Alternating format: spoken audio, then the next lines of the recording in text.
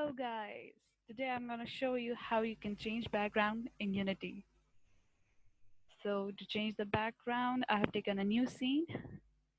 For the new scene, in the hierarchy window, there's main camera and the inspector window. I have an option clear flags. There's two options, skybox and solid color. I will discuss only these two options.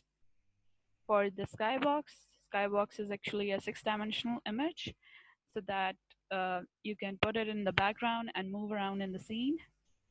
For if you want a skybox, by default, you can see there's a sky image. To change, you will go into the window, into the rendering options, then light settings, then you have environment, skybox material. So here we are. So in the assets, we have only the default skybox, but there are few of the other options, like there's this moonlight image, kind of. There's a white. There's wait for a while. It's a default line. It it's not a material actually. That's why it's not changing. That's a black background, and there's also spatial material. And you can also change your skybox by buying it from this asset store, and there are also some free assets.